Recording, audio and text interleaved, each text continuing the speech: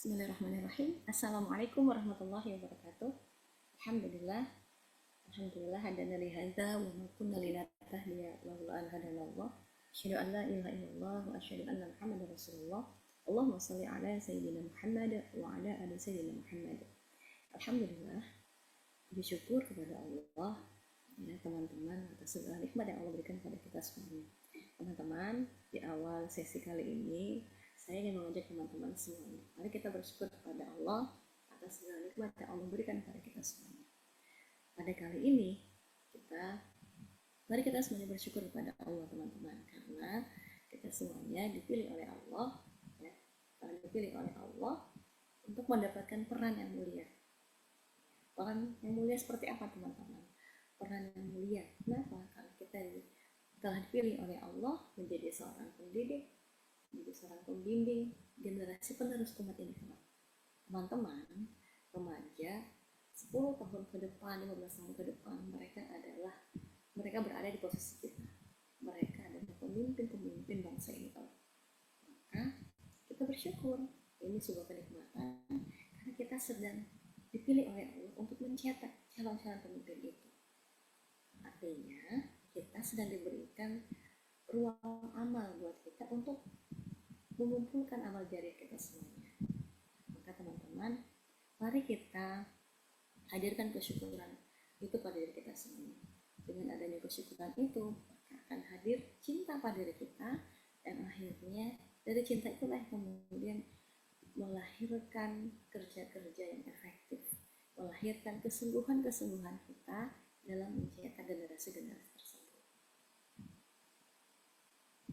Yang kedua, saya mengajak teman-teman, mari kita bersyukur kepada Allah, karena teman-teman kita semuanya sekarang masuk pada retreat yang kedua ya. Retreat kedua ini bersama saya, insya Allah saya akan menyampaikan kepada teman-teman informasi yang sudah saya dapatkan terlebih dahulu bersama Ustaz Dian di TFT ya.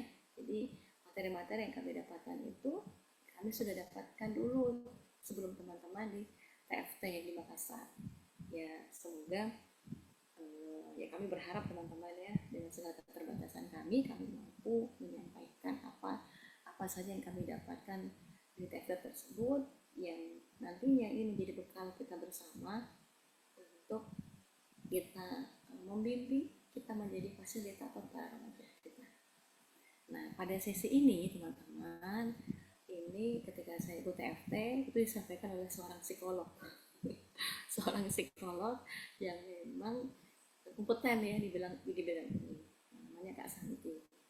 Bismillah, semoga saya mampu menyampaikan apa yang sudah saya dapatkan dari beliau. Baik, apa sih yang disampaikan teman-teman?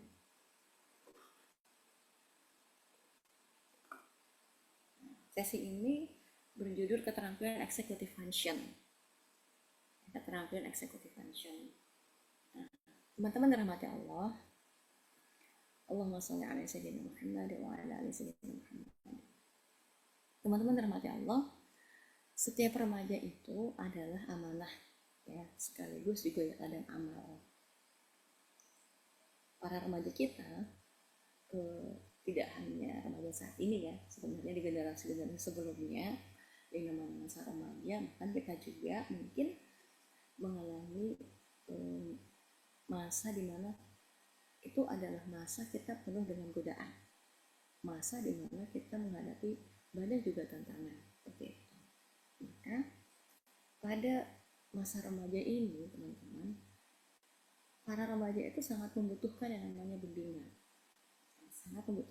bimbingan, butuh seorang coaching, butuh seorang coach ya, butuh seorang fasilitator yang membimbing mereka bukan hanya dari segi lahiriah saja, tapi juga dari segi ruhiyah dan juga segi akliyah ya. Karena kita juga kalau kita mengingat masa kita remaja, wah itu masa yang luar biasa. Ketika kita tidak mendapatkan bimbingan dari lingkungan sekitar, kita bisa menjadi baik atau kita kebalikannya bisa menjadi buruk. Nah teman-teman, di tengah tantangan zaman yang terus berubah, semakin kesini semakin banyak tantangannya, remaja kita itu butuh satu keterampilan, ya, butuh keterampilan hidup yang keterampilan itu tidak hanya kita dapatkan dari teori-teori dari pembelajaran gitu ya, dari ceramah-ceramah panjang gitu. Tapi butuh keterampilan yang dilatih gitu ya, yang perlu dilatih seperti itu. Apa yang dibutuhkan oleh para remaja? Yang dibutuhkan para remaja, salah satu keterampilan hidupnya adalah keterampilan executive function, fungsi eksekutif. Jadi keterampilan untuk bagaimana remaja kita ini butuh keterampilan agar mereka itu mampu memiliki kemampuan mental yang sangat tinggi, ya hingga akhirnya mereka itu mampu mengatur, mampu merencanakan, mampu mengendalikan, dan juga mampu mengarahkan perilaku mereka secara sadar untuk mencapai tujuan. Ya, jadi keterampilan executive function adalah kemampuan mental tingkat tinggi yang memungkinkan seseorang itu mampu mengatur, mampu merencanakan, mengendalikan, dan mengarahkan perilakunya secara sadar untuk mencapai tujuan. Nah, kita ingin para remaja kita punya kemampuan seperti itu. Mencapai tujuan tentunya tujuan yang baik ya. Nah, kalau kita kembali pada materi Ma'rifatul Insan ya, kita yakin bahwa manusia ini diciptakan oleh Allah dalam rangka beribadah kepada Allah. Maka sebelum sampai ke sana gitu ya, atau agar sampai ke sana, maka remaja-remaja kita harus punya kemampuan mental yang tinggi seperti ini. Mereka harus mampu bisa merencanakan, mengatur, mengendalikan diri mereka, mengarahkan diri mereka secara sadar untuk mencapai tujuan itu. Untuk mencapai tujuan sebagai dalam rangka beribadah kepada Allah dan mendapat surganya Allah kelak, seperti itu ya. Itu target tingkat tinggi kita. Nah, maka teman-teman, ini materi yang penting. Saya pun baru mendapatkan ya materi ini ketika mengikuti training fasilitator kehidupan, dan saya juga mencari juga di internet. Saya banyak literaturnya, yang banyak, hanya memang banyak kan bahasa Inggris seperti itu ya. Oke teman-teman, berbicara tentang executive function, hal paling mendasar yang harus kita pahami bahwa akar dari semua itu adalah pendidikan. Mari kita awali semuanya dari pendidikan. Kita ini sedang menjadi fasilitator, teman-teman ya. Maka mari kita pastikan bahwa pendidikan yang kita berikan kepada mereka ya, dengan fungsi fasilitator ini adalah pendidikan yang bukan sekedar transfer ilmu, tapi yang kita lakukan adalah pendidikan yang menumbuhkan fitrah anak-anak. Anak-anak kita itu adalah amanah dari Allah dengan potensi yang luar biasa. Mereka punya fisik yang bagus, psikis mereka, sosial dan spiritual. Ya. Kemampuan-kemampuan itu, potensi-potensi itu harus ditumbuhkan melalui proses menghargai keunikan dan perilaku mereka masing-masing. Ya, teman-teman. Jadi anak-anak kita, remaja kita itu adalah amanah Allah yang memiliki potensi luar biasa. Dan mereka punya potensi fisik, psikis, sosial dan spiritual. Nah, yang harus kita lakukan, harus kita tumbuhkan melalui proses yang panjang, yaitu dengan menghargai keunikan-keunikan dan juga perilaku alami mereka. Kita, teman-teman, dalam proses mendidik anak-anak kita, tidak bisa kita memaksakan mereka versi kita.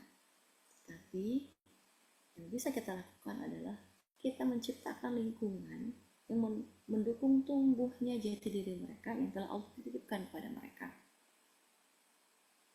Kita menciptakan lingkungan yang bisa mendorong spontanitas, kreativitas mereka, dan juga kesadaran diri mereka. Itu ekosistem pendidikan sejati yang harus kita siapkan buat mereka. Sebagai fasilitator, teman-teman, tugas kita itu bukan mengarahkan dengan tekanan. Ya, fasilitator kita bukan mengarahkan dengan tekanan, tetapi mari kita hadirkan ruang belajar yang penuh kasih, penuh makna, dan penuh keteladanan. Hingga akhirnya setiap anak itu menjadi merasa bahwa dia adalah hamba Allah yang unggul dan berdaya guna. Gitu. Ya. Jadi mari kita pastikan pada proses kita mengarahkan remaja-remaja kita mengarahkan bukan dengan tekanan, tetapi kita menghadirkan ruang belajar kepada mereka yang penuh kasih, penuh makna, dan penuh keteladanan. Hingga akhirnya mereka menjadi merasa mereka adalah hamba Allah yang unggul, ya, dan juga berdaya guna.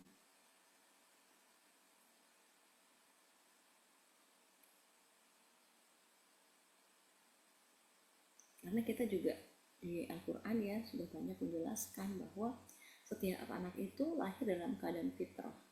Mereka punya potensi dasar yang suci dan juga punya kesiapan untuk tumbuh dalam kebaikan. Seperti itu. Nah, maka teman-teman, tugas kita sebagai fasilitator adalah kita menjaga dan menumbuhkan fitrah-fitrah itu. Kita bukan mengekang fitrah-fitrah tersebut. Nah, hadis Rasulullah SAW, setiap anak itu dilahirkan dalam keadaan fitrah. Maka orang tuanya lah yang menjadikan mereka Yahudi, Nasrani, atau Majusi. Ya.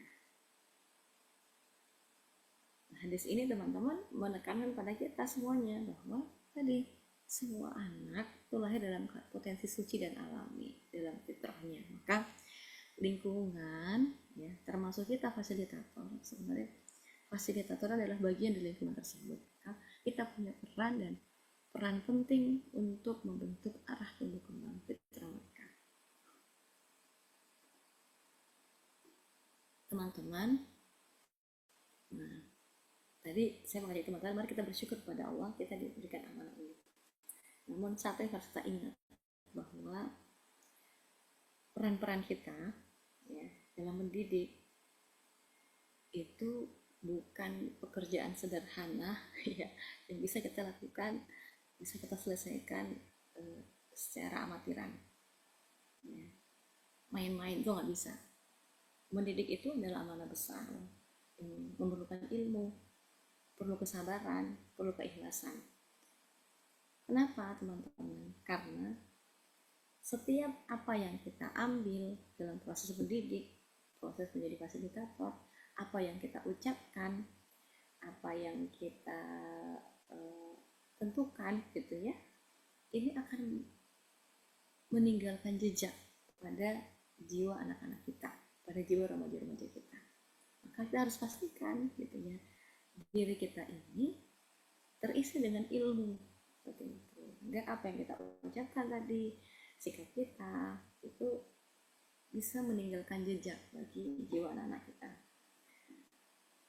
Teman-teman, menjadi fasilitator itu kita bukan pengisi waktu kosong ya. Jadi kita bukan hanya menjadi pengisi waktu kosong buat remaja kita, tetapi kita ini adalah penjaga proses pembentukan masa depan mereka. Mari kita siapkan diri kita teman-teman dengan ilmu yang benar, dengan niat yang tulus ya, karena mendidik ini itu juga bagian dari ibadah yang agung, Rasulullah Shallallahu Alaihi Wasallam bersabda, sebaik-baik manusia adalah yang paling bermanfaat bagi manusia lainnya.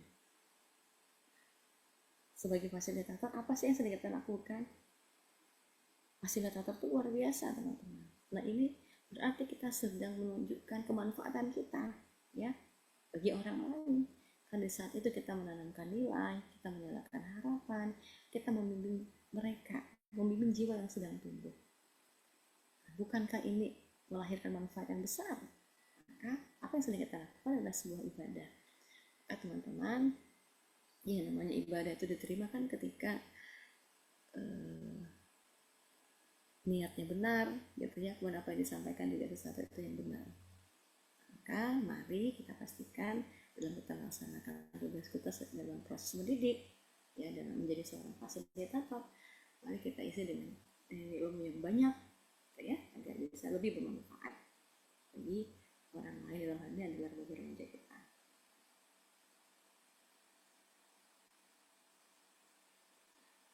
Nah, teman-teman dirahmati Allah, tadi sudah kita pahami bersama bahwa pendidik ini bukan perkara sepele, ya, bukan perkara sepele.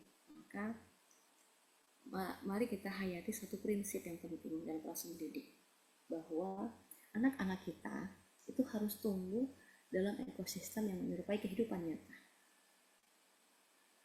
Dan kita namanya fasilitator kehidupan gitu ya. Jadi kita memang harus dalam proses mendidik kita harus pastikan bahwa kita menciptakan ekosistem yang nyata yang menyerupai dengan kehidupan mereka. Kenapa? Karena anak-anak kita itu tidak belajar dari ceramah panjang saja gitu ya, tetapi mereka juga belajar dari pengalaman yang mereka rasakan sendiri gitu. Maka ekosistem pendidikan yang harus kita berikan itu haruslah menjadi miniatur kehidupan, tempat mereka bisa merasakan makna tanggung jawab, kejujuran, kegagalan, kerjasama, tempat mereka mengambil keputusan, dan juga tempat mereka berani untuk mencoba. Teman-teman, dalam proses kita menjadi fasilitator kehidupan ataupun dalam proses kita mendidik, jangan kita ciptakan lingkungan yang terlalu steril, ya, atau jauh dari tantangan. Sebab kita pahami sendiri teman-teman ya, kehidupan ini tidak pernah steril ya, dari namanya tantangan-tantangan, dari ujian-ujian. Nah, tapi sebaliknya teman-teman, mari kita ciptakan ruang yang aman yang penuh makna, gitu ya. Nah, nanti disitulah mereka akan belajar bagaimana mereka mengambil peran mereka, menyusun strategi mereka, memecahkan masalah mereka, dan mengenal diri mereka sendiri. Sebab hanya dalam ekosistem yang menyerupai realitas hidup itulah yang akan menjadi pendidikan yang hidup dan menyentuh jiwa mereka. Maka mari kita ingat teman-teman, ya, sebagaimana Allah itu menciptakan dunia ini sebagai ladang amal dan juga ladang ujian, bukan ruang kosong saja. Maka dalam proses kita menjadi fasilitator kehidupan bagi remaja kita, proses mendidik kita harus mengupayakan adanya hikmah gitu ya, adanya hikmah dalam yang hingga akhirnya bisa sampai ke nalar mereka, juga ke jiwa mereka. Nah, ada analogi ya teman-teman, ada analogi akuarium versus lautan. Kita bayangkan kita ini selama ini membesarkan seekor ikan itu di dalam akuarium kecil. Akuarium itu bagaimana teman-teman? Airnya bersih, harusnya tenang, ya, makanannya selalu tersedia, tidak ada predator, dan bahkan juga tidak pernah kekurangan oksigen. Tapi tiba-tiba suatu hari teman-teman, ikan dari akuarium itu kita lepas ke lautan yang luas. Kira-kira apa yang terjadi teman-teman? Benar, ya, bisa jadi ikan tersebut akan gagal bertahan hidup. Kenapa? Karena tidak terbiasa dengan lingkungan, gitu ya. Tidak terbiasa dengan tantangan-tantangan. Itu juga bisa terjadi pada anak-anak kita teman-teman. Kalau kita mendidik mereka, kita menjadi fasilitator bagi mereka, lalu tidak ada tantangan-tantangan di dalamnya, tidak ada tanggung jawab yang kita berikan, didikan tanpa resiko, maka akhirnya kita sebenarnya sedang menyiapkan anak-anak kita untuk tidak siap dengan tantangan-tantangan hidup mereka. Nah, jadi teman-teman, dalam proses mendidik kita, mari kita pastikan kita berikan ruang-ruang belajar mereka secara nyata, ya, dengan berbagai bentuk-bentuk kegiatan yang kita berikan kepada mereka dalam fasilitator kehidupan ini. Lalu berikutnya teman-teman yang dirahmati Allah, harus kita ingat bahwa tadi setiap anak itu hadir ke dunia ini punya fitrah, membawa fitrah kebaikan, dan setiap anak ini punya potensi unik yang Allah titipkan pada mereka. Nah, fitrah seperti itu ya, itu adalah seperti benih unggul yang sudah lengkap ya, sudah lengkap dengan arah tumbuhnya. Namun benih itu hanya akan tumbuh kuat bila disemai di tanah yang subur dan dirawat dengan tepat. Nah, target kita dalam fasilitator kehidupan ini adalah kita membentuk ya, kita membentuk kemampuan merencanakan, mengatur diri mereka, dan membuat keputusan hingga apa-apa yang mereka pilih mereka tentukan oleh mereka dalam hidup mereka sesuai dengan fitrah kebaikan mereka. Maka teman-teman, keterampilan executive function adalah sesuatu yang sangat penting. Tadi ya, kita ingat lagi definisi executive function. Jadi dalam proses kita menjadi fasilitator mereka, ya, kita berharap nantinya remaja-remaja kita itu punya kemampuan merencanakan, mereka mampu mengatur diri mereka, mereka membuat keputusan mereka, apa yang mereka pilih itu sesuai dengan fitrah kebaikan mereka. Karena sesungguhnya teman-teman, kita sedang mengajak mereka, kita sedang mengajak anak-anak kita ini untuk kembali pada fitrahnya, ya, fitrah kebaikan mereka, bahwa yang namanya manusia itu adalah makhluk berpikir, makhluk merasa yang punya tanggung jawab, ya. Maka harus pastikan kembali hal tersebut. Teman-teman, tugas kita itu bukan mencetak anak sesuai dengan pabrik dunia gitu ya, tapi kita sedang membaca potensi fitrah mereka dan memfasilitasi tumbuhnya dengan cinta dan keteladanan lingkungan yang distimulasi. Ingat teman-teman, setiap anak itu berbeda. Disitulah letak kemuliaan misi kita. Ya, kita bukan menyamakan mereka, tapi kita membimbing setiap anak agar mereka menentukan jalannya menuju peran terbaiknya dalam kehidupan ini. Karena Allah di surat Asy-Syams sudah menyampaikan bahwa dan demi jiwa serta penyempurnaannya, maka Allah mengilhamkan kepada jiwa itu jalan kefasikan dan jalan ketakwaan. Ya. Anak-anak kita sudah diberikan fitrah itu, sudah diberikan potensi itu. Maka target kita adalah mengembalikan anak-anak kita ya, untuk memilih jalan-jalan fitrah kebaikan. Fasilitator yang baik teman-teman itu akan memperkuat takwa dan mengarahkan anak-anak kita agar tidak tenggelam dalam dunia tanpa arah.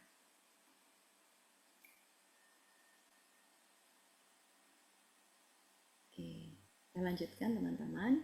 Nah, di slide ini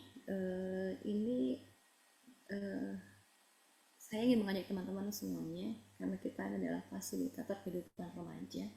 Mari kita ingat definisi remaja. Jadi menurut psikologi barat dikemukakan oleh Santrok di tahun 2010, yang namanya pubertas itu adalah fase kematangan seksual yang ditandai oleh perubahan fisik. Ya, kita semua sudah paham ya perubahan fisik itu seperti apa, tanda perubahan fisik itu seperti apa. Namun teman-teman, dalam psikologi barat itu sering berhenti hanya pada tanda fisik saja, tanpa menyentuh makna dan tanggung jawab spiritual dan sosial yang lebih dalam. Dan dalam Islam ini luar biasa ya, konsep balik ya. Ketika kita berbicara remaja gitu ya, sebenarnya kita berbicara tentang konsep balik dalam Islam. Bahwa dalam Islam berbicara tentang remaja balik itu bukan hanya sekedar pada perubahan fisik saja. Tapi ketika berbicara balik, maka itu adalah waktu di mana anak-anak dinyatakan telah mampu oleh Allah untuk menerima beban syariat. Dengan kata lain, balik itu adalah tonggak awal amanah. Saat itu di mana seorang anak bertanggung jawab atas ibadahnya, seorang anak bertanggung jawab atas akhlaknya, seorang anak sudah bertanggung jawab atas pilihan-pilihannya. Makanya Rasulullah SAW bersabda ya di hadis riwayat Abu Daud yang dinilai hasan oleh Syekh Albani, bahwa pena catatan amal itu diangkat dari 3 golongan. dari orang yang tidur hingga ia bangun, dari anak-anak hingga ia balik, dalam hal ini mimpi basah ataupun haid gitu ya, dan dari orang gila hingga ia sadar. Nah, hadis ini menjelaskan tentang batasan tanggung jawab hukum taklif dalam Islam, yaitu kapan seseorang mulai dibebani hukum syariat dan amalnya dicatat sebagai pahala atau dosa. Jadi kata pena di sini maksudnya bahwa pena para malaikat pencatat amal gitu ya, tidak akan dicatat gitu ya sebagai dosa karena memang mereka belum dihukumi hukum syariat gitu ya. Jadi dari orang yang tidur hingga ia bangun, ya, ketika dia sudah terbangun lah gitu ya baru dicatat gitu ya. Kemudian dari anak-anak hingga ia balik, artinya setelah dia balik mulai dihitung. Dari orang gila hingga ia sadar. Ya. Nah, maka anak-anak itu belum terkena beban syariat secara penuh, belum mukallaf sampai ia balik. Nah, salah satu tanda balik tadi itu ya, yaitu nanti bahasa bagi orang laki-laki juga haid bagi seorang muslimah. Tanda-tanda balik nanti sebenarnya teman-teman juga sudah banyak mendapatkan ya, mimpi basah ataupun haid, tumbuhnya rambut bulan dan seterusnya. Nah, maka poin pentingnya teman-teman dari slide ini bahwa masa balik itu adalah awal tanggung jawab pribadi setiap orang, setiap anak terhadap hukum Allah. Maka perlu persiapan akidah, perlu persiapan ibadah, perlu persiapan akhlak, dan juga perlu persiapan mental sebelum itu. Executive function adalah dalam rangka kita mempersiapkan mental mereka agar ketika mereka masuk fase balik, setelah balik mereka punya mental yang baik, mereka mampu memutuskan dengan baik, mampu memilih dengan baik. Maka refleksi buat kita semuanya teman-teman, jika seorang anak telah balik, kita tidak bisa memperlakukan mereka seperti anak kecil lagi. Kita harus mulai merubah pendekatan kita kepada mereka. Ya. Kalau kecil kita itu bimbing terus gitu ya, tanpa bangun kesadaran. Kalau dewasa, di remaja ini, di masa balik ini, karena mereka sudah melakukan sesuatu, itu sudah dinilai sebagai pahala atau dosa, maka kita harus menyadarkan kepada mereka. Proses bimbingan yang kita berikan itu harus ke arah membangun kesadaran mereka. Dari proses perintah, ya, dari hanya sekedar perintah menjadi sebuah dialog. Dari yang selama ini kita hanya kontrol mereka, harus menjadi sebuah kepercayaan. Nah, ini penting teman-teman dalam proses kita ya mendampingi remaja-remaja kita yang sudah balik ini. Bapak Ibu rahmati Allah, teman-teman semuanya. Nah, sekarang tinggal bagaimana cara pandang kita. Masa remaja ini ya, itu adalah masa dimana penuh gejolak, ya. Gejolak emosional, konflik di situ, konflik dengan temannya, konflik dengan orang tua, perubahan drastis dengan perilaku mereka. Nah, istilah storm dan stress years ini pertama kali digunakan oleh seorang psikolog ya. Nah, dia menyampaikan bahwa yang namanya remaja, masa remaja ini adalah masa penuh dengan gejolak dan tekanan emosional. Biasanya ini mengacu karena perubahan fisik, ya, perubahan emosional dan sosial yang signifikan pada hidup remaja. Ya, akhirnya kita bisa lihat yang banyak konflik dengan orang tua ya para remaja, ya, mood swings, ya, perubahan suasana hati, perilaku yang penuh tantangan atau pemberontakan itu biasanya terjadi di remaja. Namun, apakah kita juga punya cara pandang yang sama? Ketika disebut remaja, maka itu adalah tahun-tahun gejolak dan penuh emosional. Nah, meskipun itu benar teman-teman, tapi mari coba kita kembali melihat sudut pandang kita. Apakah kita menganggap masa yang penuh dengan gejolak ini dan tekanan ini adalah sesuatu yang negatif, sesuatu yang menakutkan juga, atau sebaliknya? Kenapa teman-teman? Karena cara pandang kita ya, sebagai fasilitator itu sangat menentukan.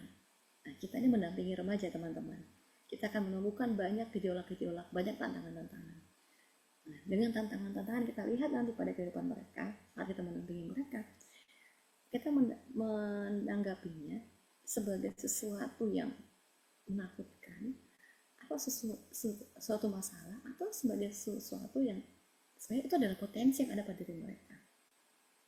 Nah, teman-teman, kalau kita memandang tantangan-tantangan kehidupan remaja ini adalah sebagai sebuah masalah, maka akhirnya kita akan memakai pendekatan represi. Kita akan menggunakan pendekatan kontrol. Nah, tapi kalau kita memandang masa remaja ini adalah masa emas pembentukan karakter dan potensi mereka, maka tantangan-tantangan yang kita lihat pada mereka itu, masalah-masalah yang kita lihat yang ada pada mereka, itu akan membuat kita merespon mereka dengan proses bimbingan yang baik.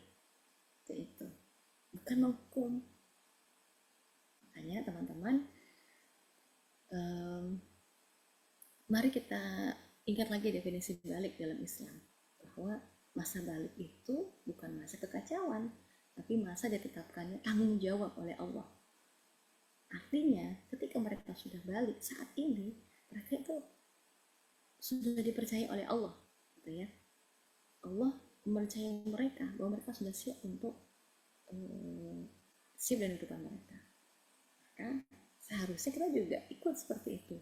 Kita percaya bahwa mereka punya kemampuan untuk tumbuh dan mengelola dirinya sendiri dengan bimbingan yang tepat, gitu ya. Maka teman-teman mati Allah, mari kita melihat tantangan-tantangan kehidupan remaja ini menjadi suatu potensi yang dengan masalah-masalah yang kita lihat itu, kita akhirnya membimbing mereka, ya, bukan menghukum mereka. Kita menggunakan pendekatan represi, bukan menggunakan pendekatan represi gitu ya, tapi kita menggunakan pendekatan dialog, ya, percayaan pada mereka.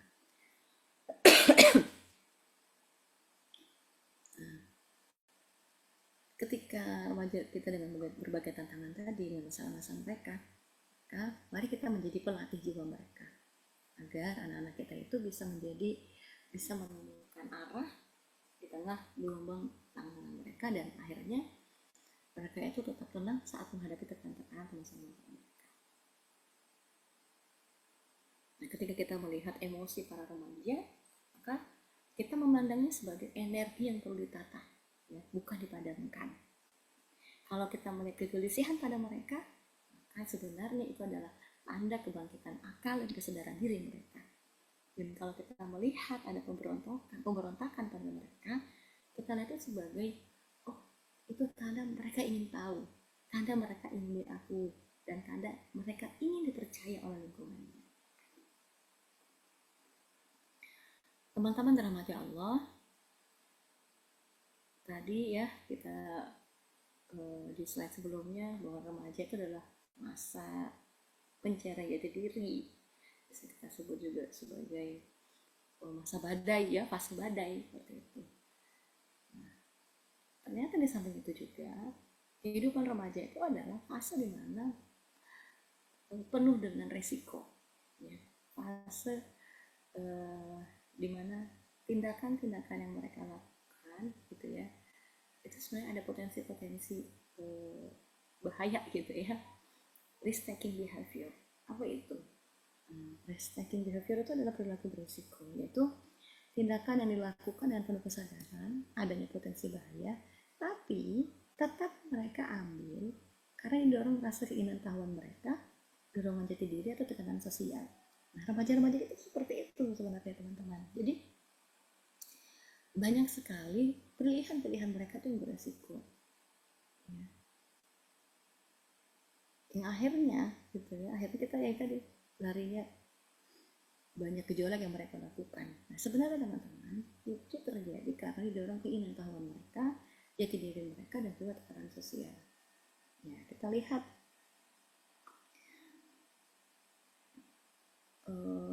banyak ya tren-tren lah yang mereka ikuti ya, tren-tren yang membahayakan diri mereka, misalnya rokok, vape.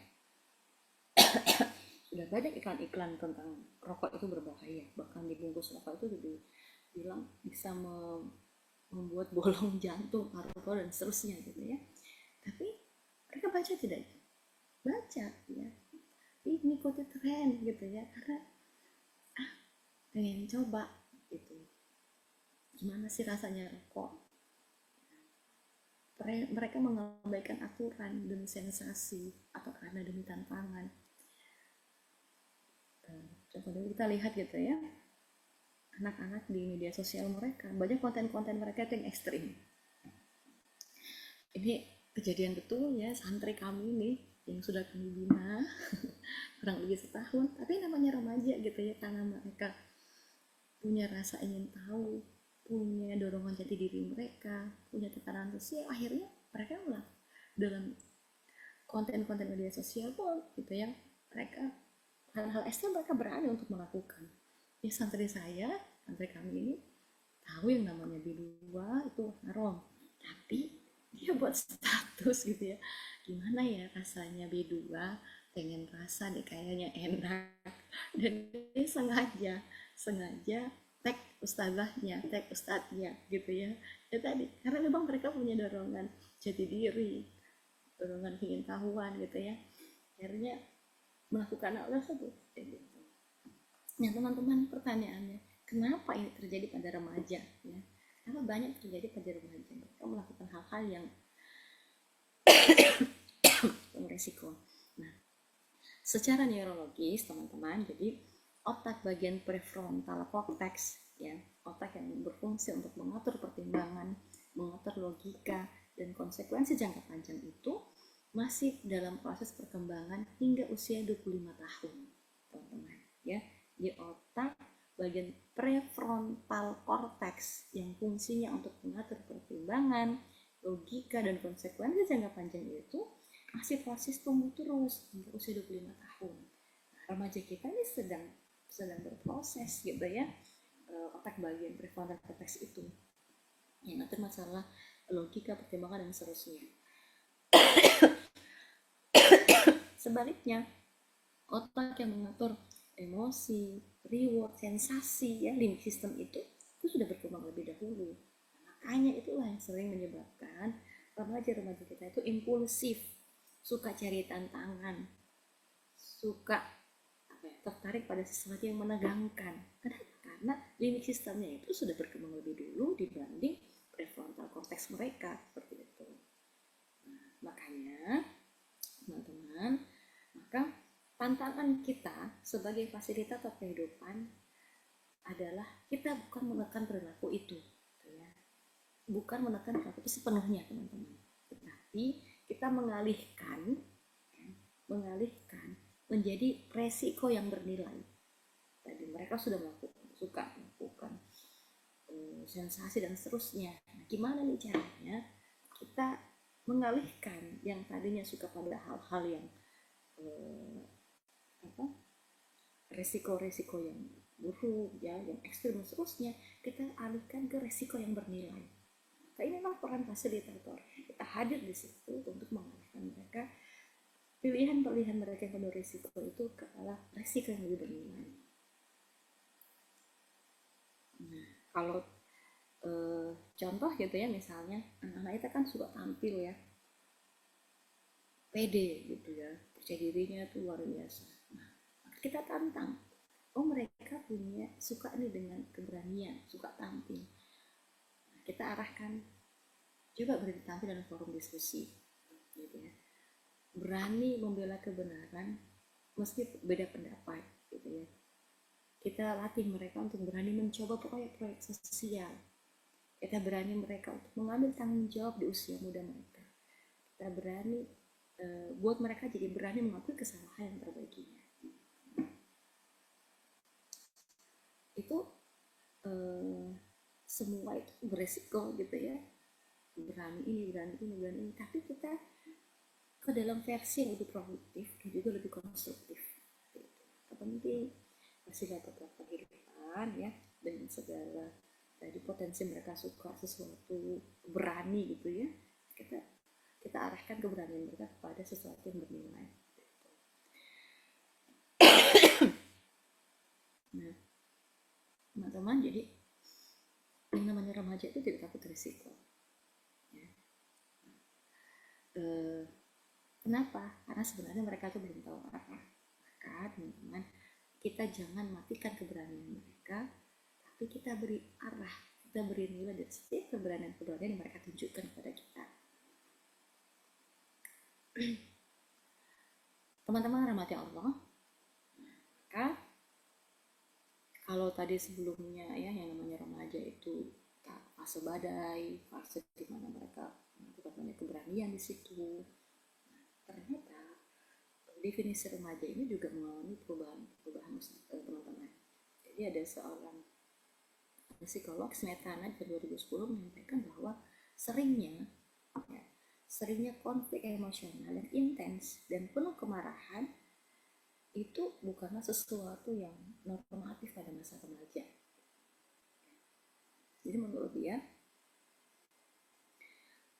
mitos-mitos selama ini menjelaskan bahwa remaja itu adalah fase di mana emosi meledak, fase di mana masalah perilaku itu sering terjadi, fase di mana pasti penuh pemberontakan gitu ya.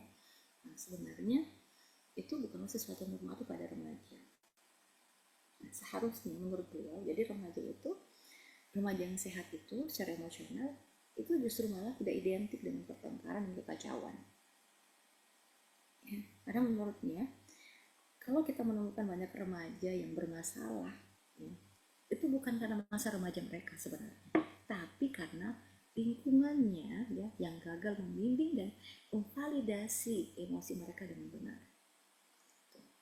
Nah, makanya dengan ada redefinisi remaja itu, mari teman-teman dengan segala tantangan remaja tadi, mari kita mengikuti perkataan yang dikutip dari buku The Good Teen ya.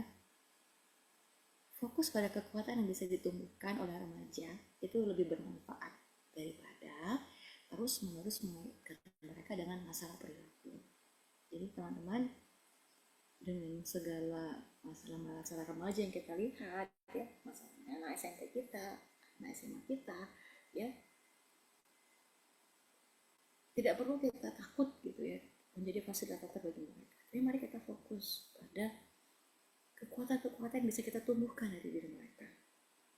Tadi ya, mereka suka resiko, berani, mari kita memandang keberanian itu sebagai sesuatu yang positif, yang kita bisa akhirnya mengarahkan mereka kepada sesuatu yang lebih bernilai.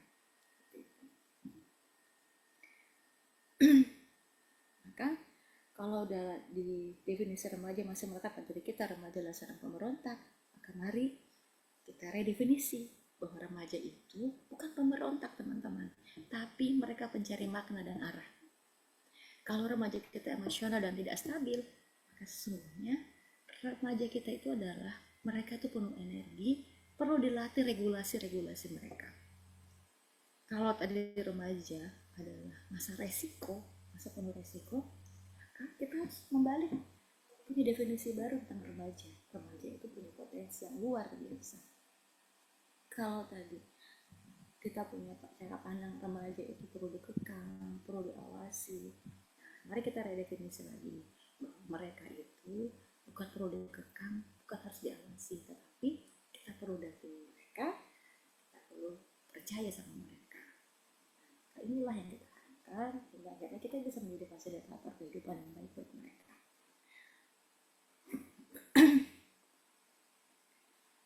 Teman-teman dirahmati Allah ya. Nah, slide ini mengajak kita semuanya untuk meninjau ulang asumsi kita terhadap kapasitas remaja. Tadi ya, kita itu sering sekali menyederhanakan atau bahkan meremehkan kemampuan mereka hanya karena usia mereka belum dewasa. Teman-teman, menurut Robert Epstein,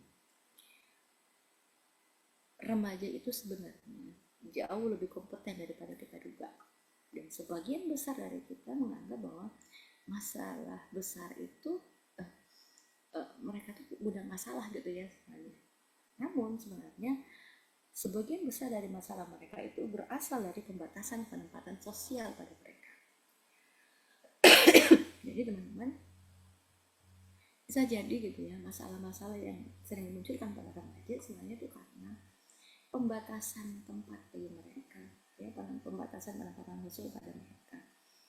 Maksudnya apa teman-teman? Bahwa Epstein menunjukkan pada kita remaja itu tidak kekurangan potensi, tetapi mereka itu kurang kepercayaan dan ruang untuk berperan.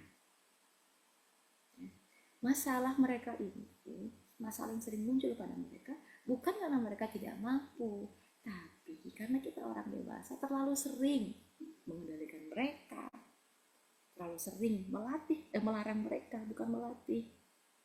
Tadi terlalu sering mengendalikan, bukan memimpin mereka, terlalu sering melarang, kita bukan melatih mereka, terlalu sering menjaga mereka, bukan mempercayai mereka. Akhirnya mereka melakukan hal-hal tadi, gitu ya teman-teman. Saya ingat sekali betul ya, alhamdulillah saya pernah merasakan fase di mana saya tuh tidak percaya dengan namanya remaja, selalu prasangka buruk sama mereka ya. Ketika saya menjadi guru gitu ya, dengan masalah-masalah remaja, saya menganggap bahwa mereka ini harus diawasi, harus dikekang gitu. Maka saya buat secara sedemikian rupa aturan-aturan di sekolah, di kelas gitu ya. Oke, mereka melaksanakan teman-teman. Tapi ternyata setelah tidak bersama kita, ternyata masih mereka melakukan tindakan-tindakan yang buatan itu ke arah yang tidak tepat. Dan saya akhir-akhir ini gitu ya, sejak berada di pondok, saya merasa bahwa kayaknya harus ada yang saya perbaiki. Dan alhamdulillah pada setiap tantangan-tantangan, masalah-masalah remaja, santri yang saya lihat ini, anak-anak ini harus dibimbing, nggak bisa hanya dimarah, dikekang gitu. Maka saat itu menemukan ketika mereka ada buat masalah ya, yang dilakukan itu bukan menghukum mereka, bukan memarahi mereka, tapi membimbing mereka gitu ya, membimbing mereka, melatih mereka gitu. Jadi waktu itu santri kami ya, karena sudah terpapar pornografi sebelum masuk pondok, maka ketika dia ada kesempatan untuk bisa melihat barang itu, hanya dia akan melakukan. Dan kejadian dan kami menemukan hal tersebut, alhamdulillah gitu ya, Allah berikan ilham bagi kami menyikapi kejadian itu dengan tidak langsung menjatuhi SOP hukuman gitu ya, tapi kita mengajak dialog dengan santri tersebut, kita ajak dialog apa yang terjadi, kenapa dan seterusnya. Subhanallah gitu ya, luar biasa. Setelah itu kami menemukan perubahan yang luar biasa signifikan. Anak itu menunjukkan perubahan yang baik, bahkan ketika media laptop itu mereka pegang, atau ketika dia di rumah maupun juga dia di pondok tanpa tidak ada kami di tempat itu, mereka tidak nggak tertarik gitu ya untuk melihat hal tersebut. Nah, jadi teman-teman, mari kita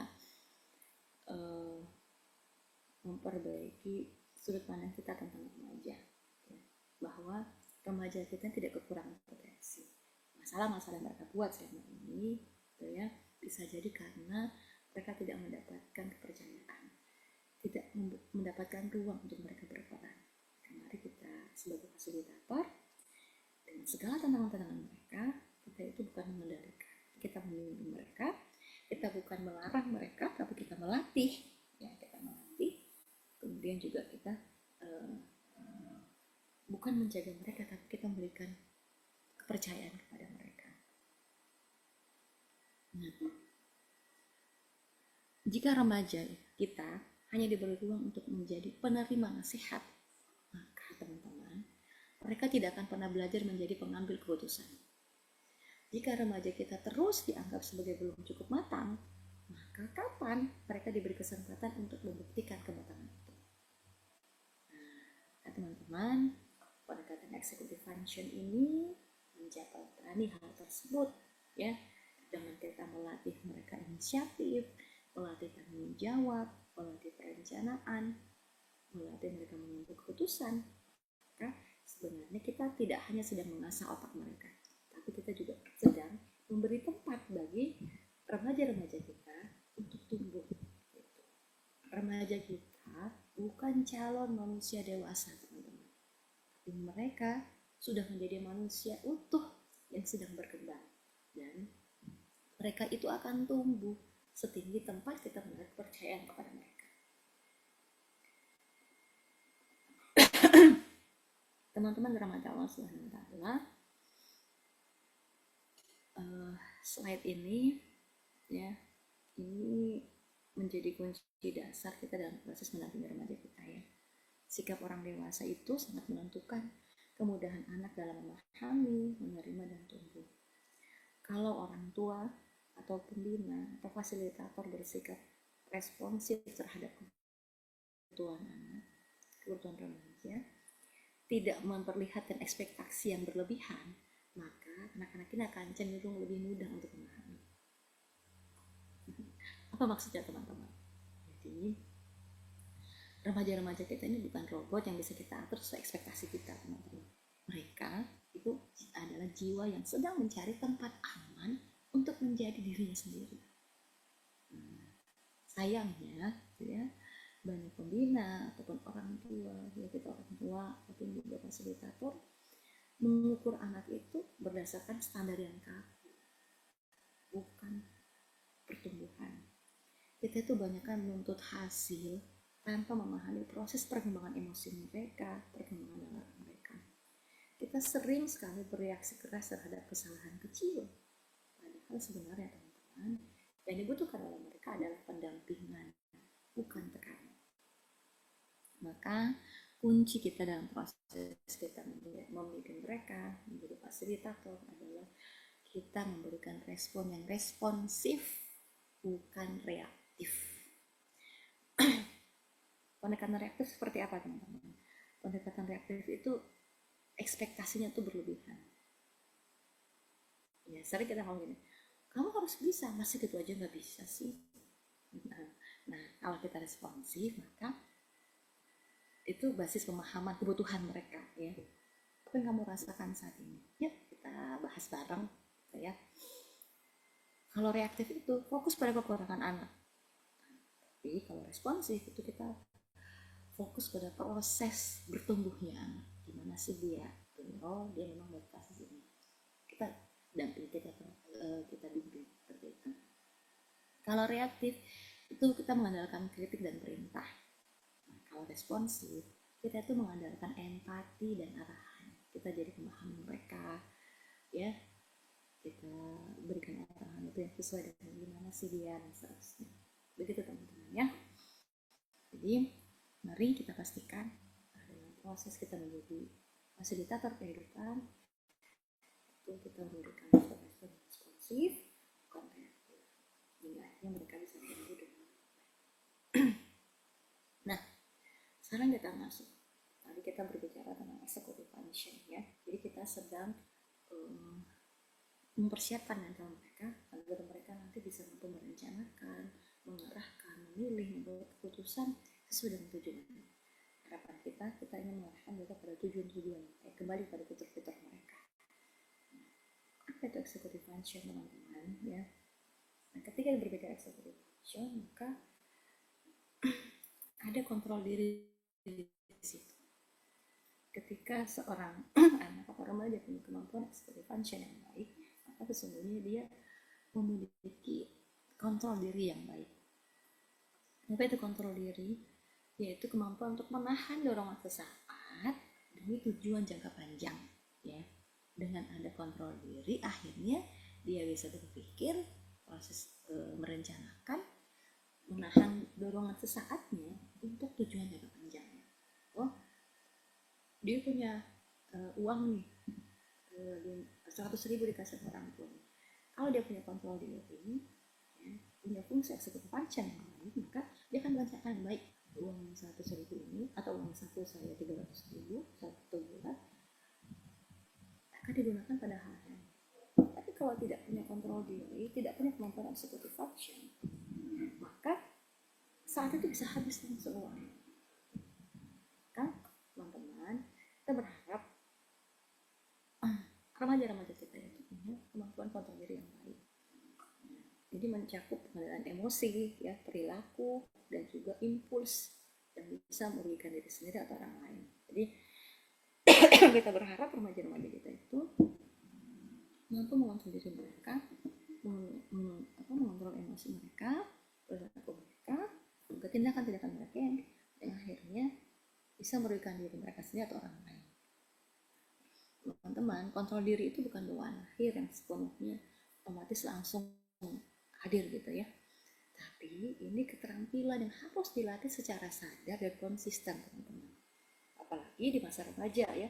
Tadi kita secara neurologis bahwa ketika remaja, otak bagian pengatur logika mereka, prefrontal cortex mereka itu masih dalam proses pematangan.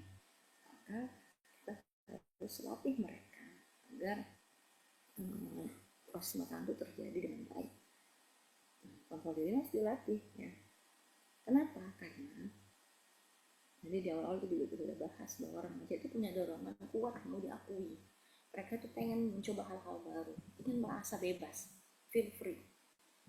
Maka ketika tidak ada kontrol diri pada diri mereka, tidak punya keterampilan executive function pada diri mereka, maka akhirnya mereka emosi mereka itu menjadi emosi yang impulsif, emosi yang bisa merugikan diri mereka atau juga merugikan orang lain. Bisa jadi keputusan-keputusan yang mereka buat itu keputusan yang merugikan diri mereka atau merugikan orang lain, merugikan orang tua mereka, merugikan hubungan mereka, merugikan sekolah mereka dan seterusnya. Ketika tidak ada kontrol diri pada remaja, akhirnya ketika tidak kontrol diri juga pada remaja, perilaku mereka itu akhirnya perilaku yang berisiko, yang tidak dipikirkan dengan baik. Tapi ketika mereka punya kontrol diri yang baik, mereka punya kemampuan executive function yang baik, maka mereka bisa menunda kepuasan untuk hal yang lebih baik. Mereka bisa menghindari konflik. Mereka bisa fokus pada tujuan. Mereka juga bisa mengatur waktu dan tanggung jawab dengan baik.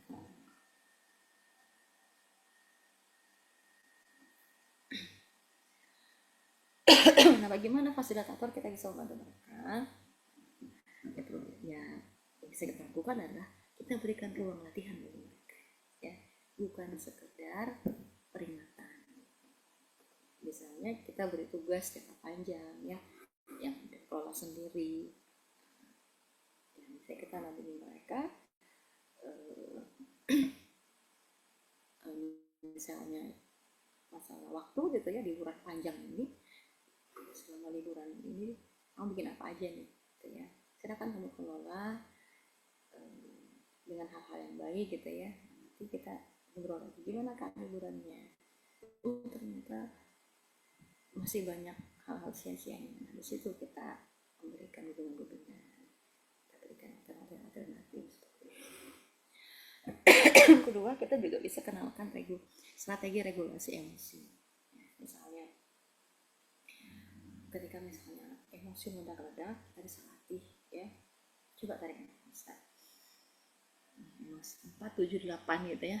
Tarik nafas, tahan, hembuskan. Ini bagian dari cara-cara kita melatih kontrol diri mereka, gitu ya, berkaitan dengan emosi mereka.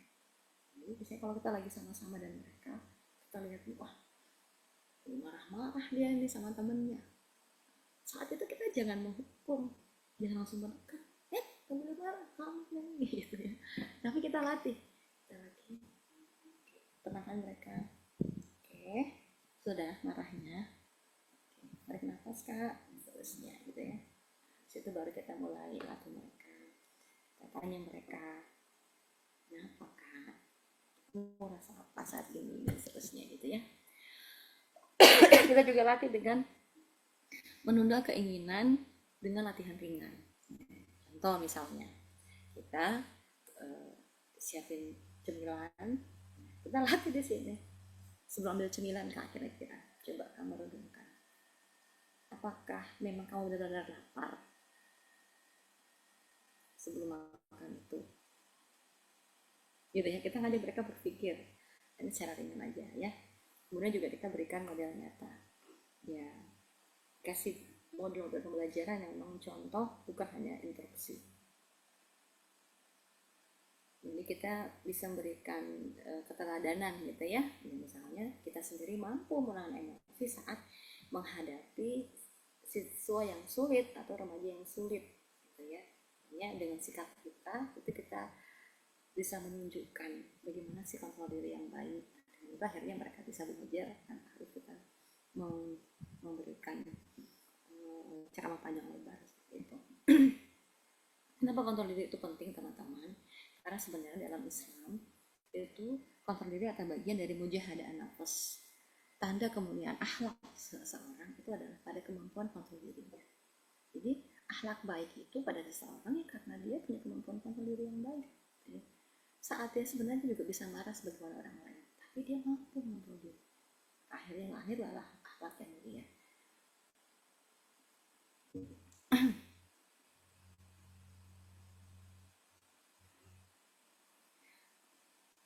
Oke, berikut teman-teman.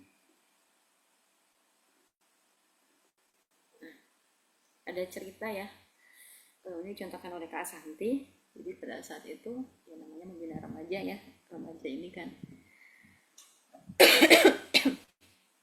punya keberanian, dia punya keberanian.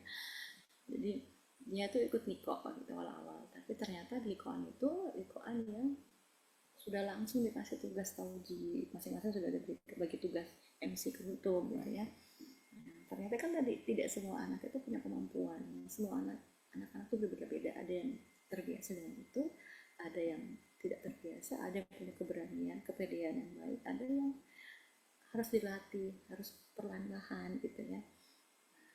Ada yang anak ini tipe yang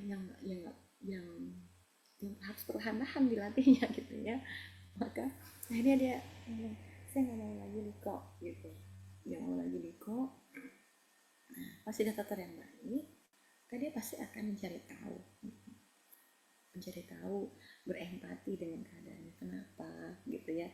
Dia jadi tahu ternyata karena saya nggak mau, mungkin ada tempat liko lain kah yang nggak ada jadi petugas-tugas MC atau kultum kayak gitu. Nah ini contoh ya ketika kita melaksanakan fungsi fasilitator dengan baik seperti itu.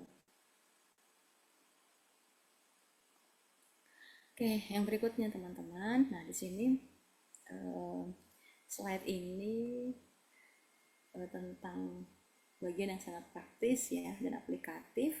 Bagaimana sih kita menumbuhkan keterampilan executive function di dunia nyata anak-anak. Jadi teman-teman, executive function itu bukan teori rumit yang hanya bisa diajarkan lewat buku kerja atau kelas-kelas formal, teman-teman.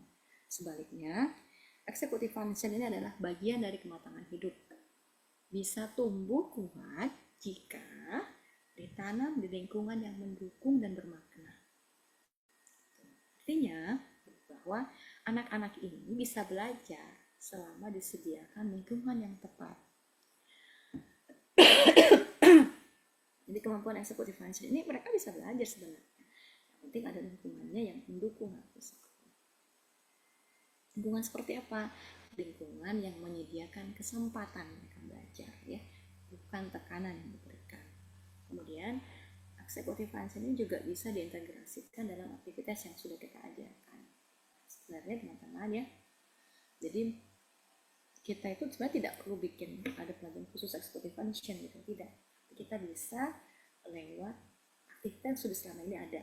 Misalnya kita bikin project kelompok, di situ kita latih mereka merencanakan, latih mereka membagi tugas, latih mereka bagaimana bersikap fleksibel dengan kondisi kelompok, tantangan kelompok seperti itu. Misalnya kita latih mereka untuk persiapan pentas seni ya, latih mereka fokus, bagaimana mereka bisa manajemen waktu, bagaimana mereka mengendalikan emosi dan seterusnya. Artinya kita ruang-ruang yang selama ini sudah ada, nah kita bisa latih menjadi tempat-tempat untuk melatih keterampilan executive function. Makanya kita harus hadir di situ, kita harus bersamai. Kalau kita hanya memberikan tugas, oke silakan kerjakan project ini, kamu ditugaskan untuk nanti tampil nasyid di acara daurah gitu. Lalu kita tidak menyertai mereka, tidak mendampingi mereka, maka akhirnya kita tidak bisa menyelipkan, kita tidak bisa melihat hal-hal apa yang harus diperbaiki pada mereka. Kita hanya lihat pada hasil, gimana kata seninya bagus atau tidak gitu.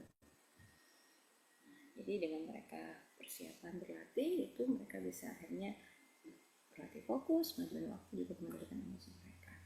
Kemudian juga setelahnya dengan ketika kita meminta anak pelatihan anak sholat berjamaah, itu juga sebenarnya kita sedang proses melatih executive function ya. Kita latih mereka disiplin, latih mereka bertanggung jawab, latih mereka akan kesadaran diri mereka bahwa sholat itu sebuah kewajiban, sadar nggak ya.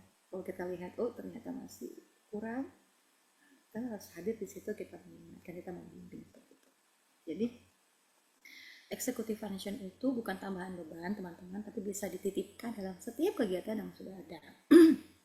Berikutnya lagi, keterampilan executive function itu adalah keterampilan hidup sebenarnya ya teman-teman ya. Jadi anak yang mampu mengelola dirinya dengan baik, maka dia akan siap menghadapi tantangan sosial, akan siap dengan pilihan moral, akan siap dengan target pribadi mereka, akan siap dengan tekanan-tekanan emosional. Maka teman-teman, setiap hari ya adalah peluang bagi anak-anak kita belajar. Bahkan dalam antri makan pun, bersih-bersih kamar, menunggu giliran berbicara dan seterusnya, itu adalah semua momen-momen yang bisa dijadikan sebagai saat untuk mereka belajar, berlatih, menguatkan executive function mereka. Namun itu jika disadari dan didiskusikan teman-teman ya.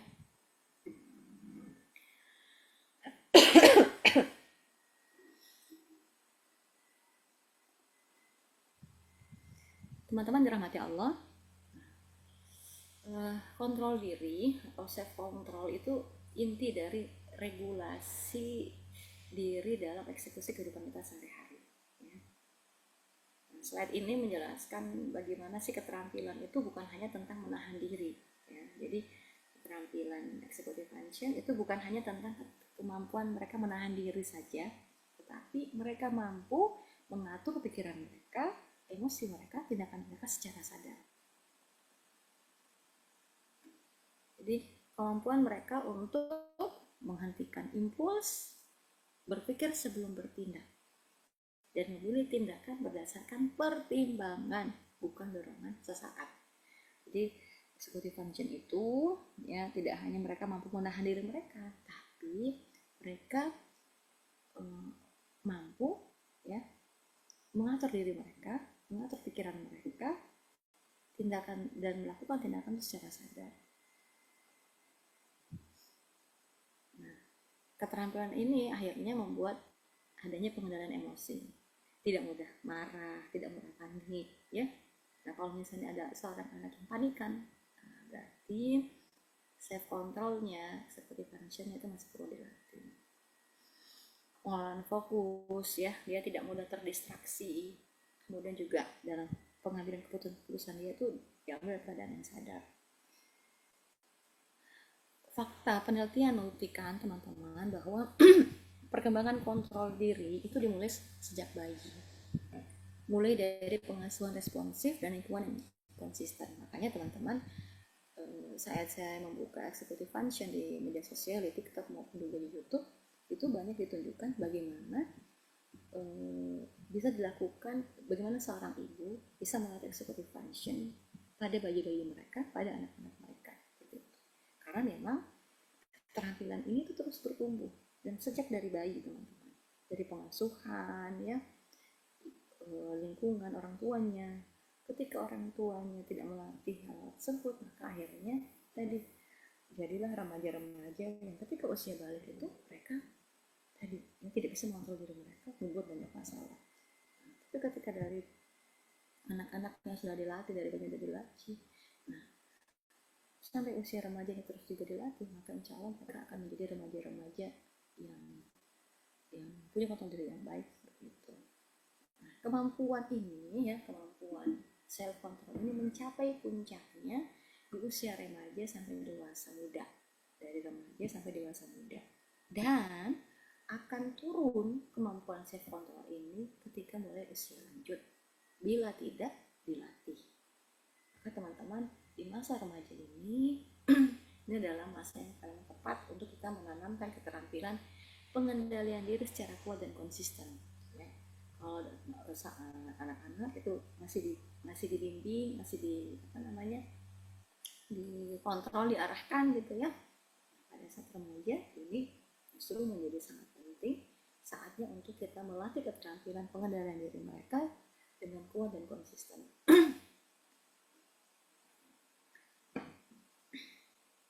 Nah, strategi praktis bagi fasilitator ya teman-teman nanti juga bisa banyak cari di internet, itu banyak juga.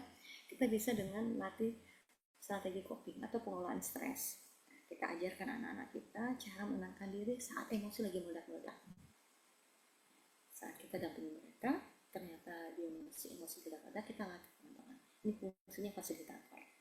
Kita tidak menyalahkan mereka, tapi kita latih. Oh iya, berarti PR-nya emosi meledak-meledak ini PR saya yang saya latih dia. Ini fungsi saya jadi fasilitator.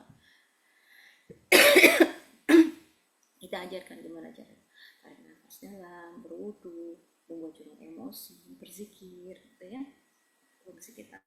Kemudian juga kita bisa lakukan permainan, gunakan checklist emosi harian. Gimana ya perasaanku hari ini?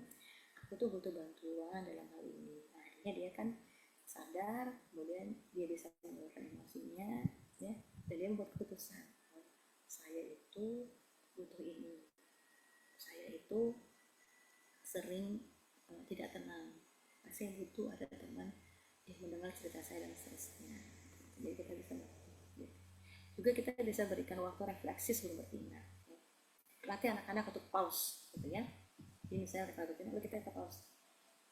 Lalu kita bertanya sama mereka, kalau aku lakukan ini, apa akibatnya, gitu ya. Nah, bisa juga praktek langsung dalam kegiatan, ya misalnya latih anak-anak, oke, kita sedang dalam sesi belajar, yuk kita latih diri kita untuk tidak berbicara dulu, teman-teman yang lain yang sedang proses belajar juga bisa mendapatkan ilmu dengan baik dan seterusnya gitu ya. Jadi kontrol diri ini teman-teman bukan menekan perasaan, tapi kita mengelola reaksi dengan bijak. Dan anak-anak akan mampu menguasainya jika mereka punya contoh latihan ya, dan lingkungan yang mendukung. Yang berikutnya teman-teman, setelah kita bahas tentang kontrol diri, kita masuk pada bagian kedua dari executive function, yaitu yang sering luput tapi juga sangat berpengaruh, itu tentang memori kerja atau working memory. Tapi itu working memory adalah kemampuan menyimpan dan memproses informasi dalam pikiran dalam waktu singkat sambil digunakan untuk mengerjakan sesuatu ya.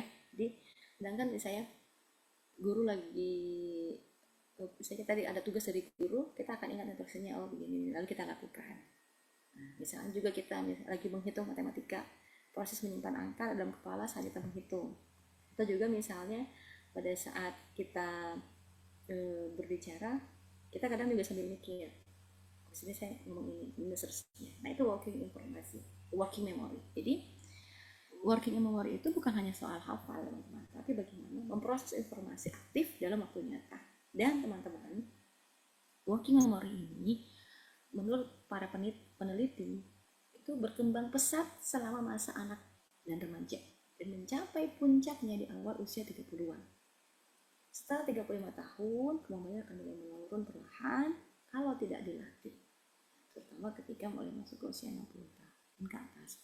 Maka teman-teman, remaja adalah fase yang sangat optimal untuk melatih mereka working in memory secara aktif. Jadi saat mereka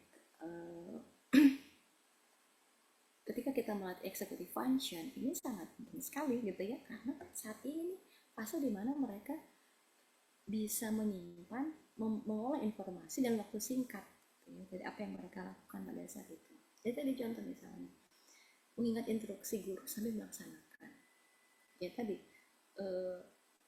berpikir gitu ya, berpikir itu working memory itu berpikir. Si remaja ini sebenarnya sangat efektif sekali untuk kita melatih dengan baik gitu ya. Lalu apa yang bisa kita lakukan teman-teman? Nah, kita bisa lakukan dengan misalnya gunakan pecah informasi gitu ya. Pecah informasi jadi bagi-bagi kecil bermakna dan agar mereka mudah ingat. Kita juga bisa latih dengan permainan ringan. Repeat after me with a twist.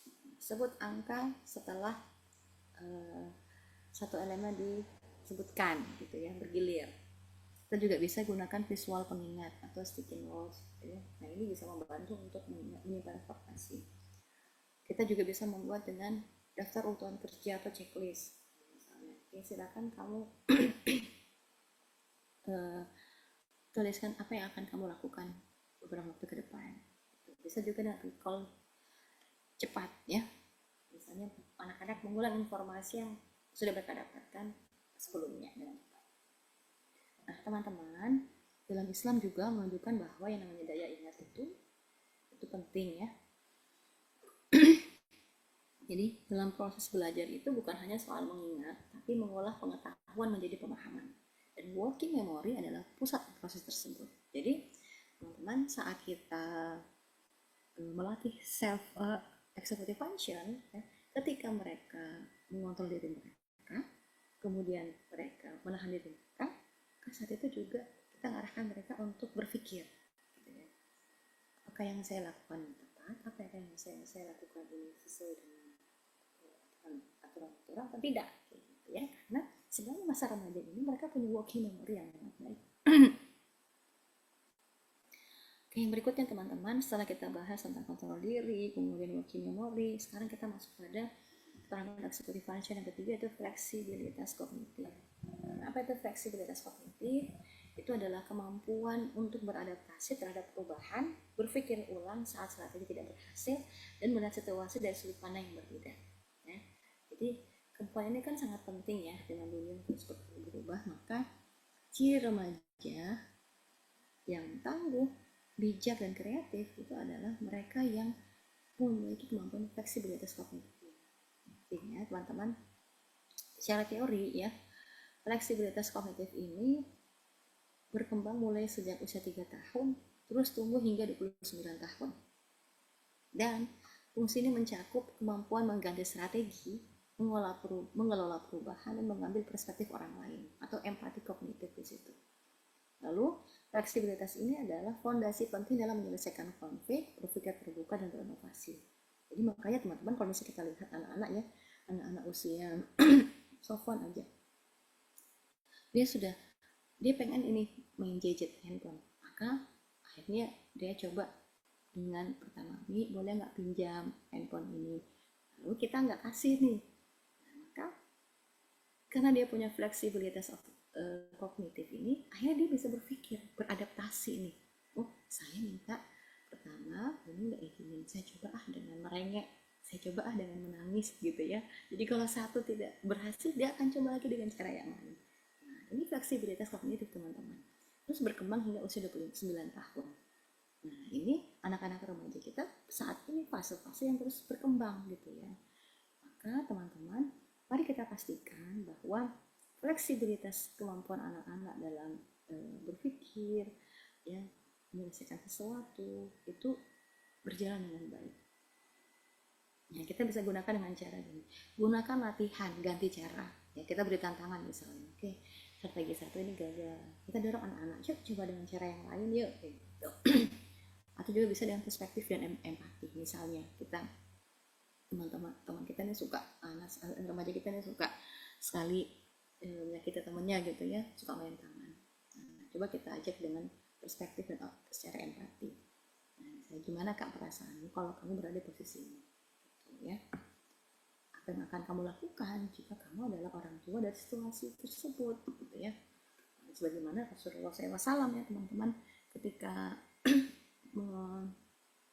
ada seorang pemuda datang pada Rasulullah ingin bermaksiat, kita ingin berzina, maka Rasulullah bukan langsung menghukum atau melarang gitu ya, tapi Rasulullah mengajak dengan mendidik dengan cara empati. Coba kamu bayangkan ketika itu terjadi pada anak, adik, kakak, saudara perempuan, pada ibumu dan seterusnya, apakah kamu mau? Setelah itu kan akhirnya tersadar, gitu teman-teman. Jadi kita bisa latih fleksibilitas kognitif mereka bisa juga dengan ganti cara, bisa juga dengan latihan fleksibilitas dalam rutinitas. Misalnya tiba-tiba kita sudah janjian kita akan pergi naik gunung jam 10 gitu ya, kemudian kita ubah rutenya gitu ya, kita ganti lebih pagi, bertemu lanjut jam lebih pagi. Nah itu gimana mereka merespon perubahan-perubahan tersebut. Juga bisa juga dengan banyak permainan ya. Jadi teman-teman, dalam Islam pun fleksibilitas berpikir itu sangat dijunjung tinggi.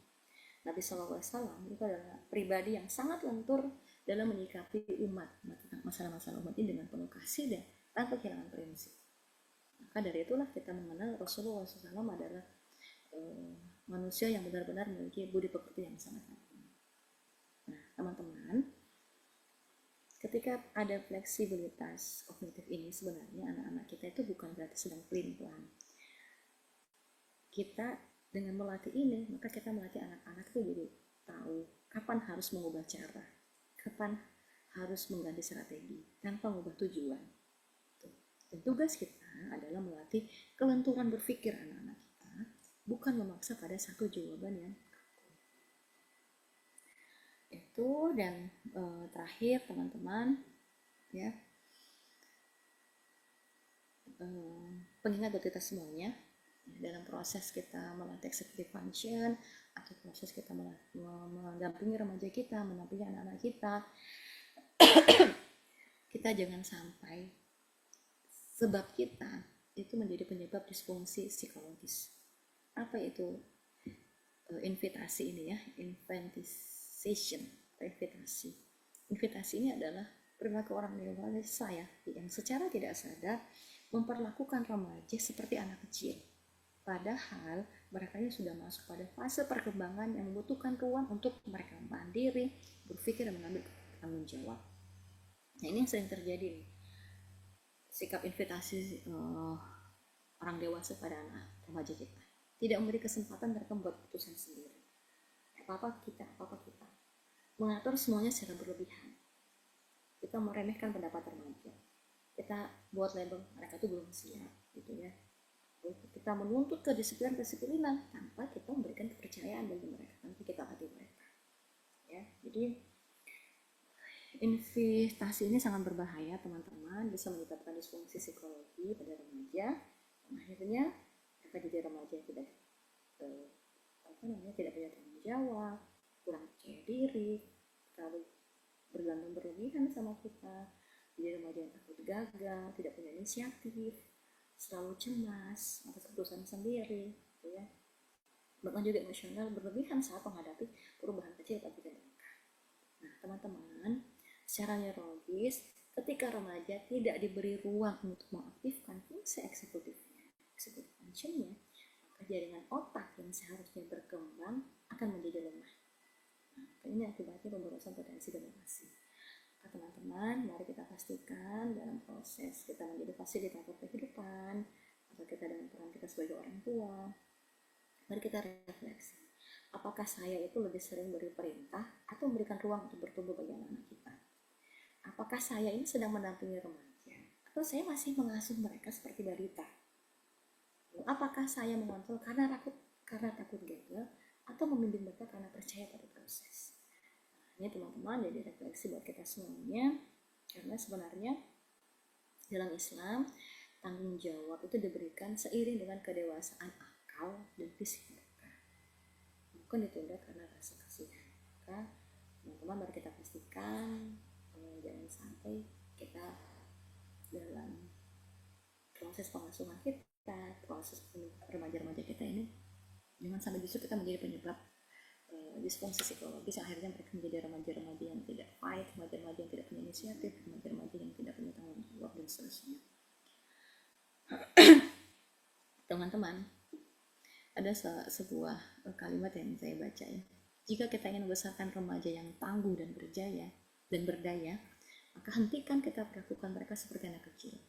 Ganti rasa takut anak gagal menjadi percaya bahwa anak bisa belajar dari gagal sendiri. Nah, teman-teman umat Allah, alhamdulillah kita sudah menjelajah bersama ya betapa pentingnya keterampilan executive function ya, mulai dari kontrol diri, memori kerja, hingga fleksibilitas berpikir. Dan teman-teman, semuanya ini bukan sekedar teori psikolog ya, tapi ini adalah keterampilan hidup yang menjadi bekal utama remaja kita untuk mereka menjemput masa depan mereka dengan siap. Mereka bukan sekedar anak-anak yang sedang tumbuh, teman-teman. Mereka adalah pemegang estafet peradaban. Sekali lagi, remaja kita adalah pemegang estafet peradaban yang butuh pendampingan, bukan dominasi. Butuh kepercayaan, teman-teman, bukan hanya perintah. Dan peran kitalah yang menentukan apakah kita ini menjadi pembatas langkah mereka atau justru jadi jembatan bagi potensi terbaik mereka. Demikian teman-teman, semoga Allah mampukan kita semuanya. Mari kita hentikan invitasi tadi ya, infantilization. Mari kita bangun lingkungan yang memantik inisiatif. Mari kita tanamkan kemampuan berpikir dan memutuskan, bukan sekedar menuruti keinginan-keinginan orang dewasa. Karena kita tahu teman-teman, tugas kita itu bukan sekedar mendidik anak menjadi tahu, tapi tugas kita adalah menumbuhkan mereka agar mampu mengatur diri mereka sendiri dengan tangguh, bijak, dan bertanggung jawab. Demikian, makan roti di depan halaman, duduknya di atas bangku. Sepenuh hati aku haturkan. Terima kasih atas kesempatan sharing ilmu pada hari ini, teman-teman. Semoga ditangkap poin penting dari materi keterampilan seperti function ini. Kurang lebihnya mohon maaf. Assalamualaikum warahmatullahi wabarakatuh.